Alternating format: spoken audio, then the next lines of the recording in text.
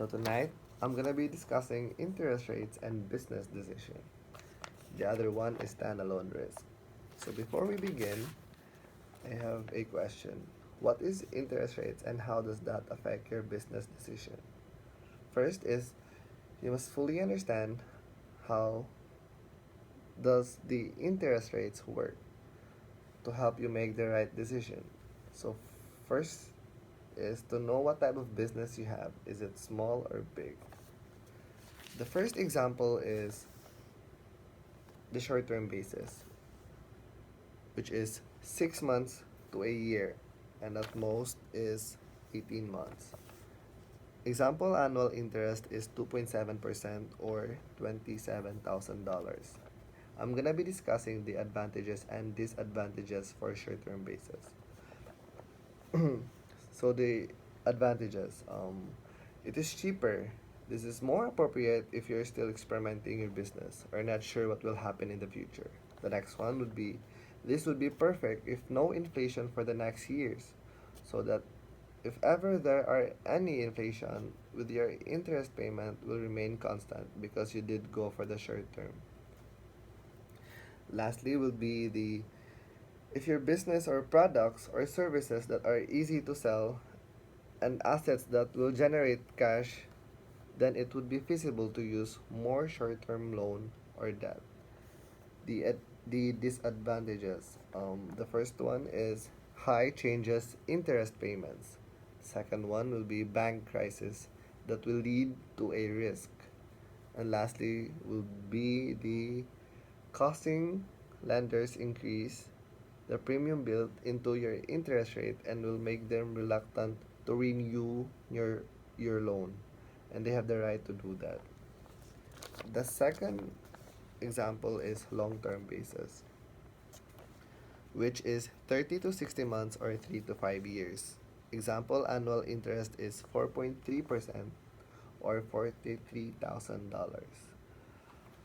So the the advantages, um, interest cost will remain constant at 4.3% if there are increase in interest rates in the economy, then it would not hurt you.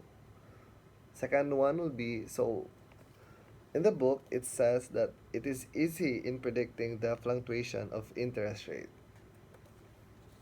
The disadvantages. So the first one would be when inflation falls, which also means that the interest rates will decrease. So if you borrowed on a long-term basis for 4.3%, it will be a disadvantage because you are locked into 4.3%, but meanwhile, those who use short-term debt had a borrowing cost of 2.7%. Lastly would be predicting interest rates with consistent accuracy is nearly impossible. So we move forward to the standalone risk. To fully understand about the topic, you must first know the real definition of risk.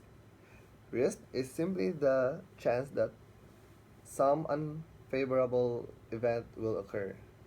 So, an example by the book is the situation between skydiving and horse riding. Engaging in Engaging in skydiving, you are taking a chance with your life, but in betting on the horses, you are risking your money. To further understand, let's talk about bonds and stocks. So, what is bonds? Bonds is when you loan your money to a company, a city, the government, and they promise to pay you back in full with regular interest payments. On the other hand, bonds has low starting payment. In short, it has little risk. Meanwhile, in stocks, it offers the chance of higher returns, but it is more riskier than bonds. To further illustrate, suppose an investor buys 1 million pesos of short-term treasury bills with an expected return of 5%. With this, the 5% can be estimated quite precisely, and the investment is being defined essentially risk-free. Another example is that an investor invested 1 million pesos in the stock that is just being organized to prospect a new project on a potential business ABC. Returns on the stock would be much harder to predict. Worst case is that the company would go bankrupt or the investor would lose all of his her money in which case the return would be a negative 100%. But on the another scenario, if that project of that potential business is generating profit and making big amounts of money, then the investor would receive a 1000% in return. So, thank you and good night.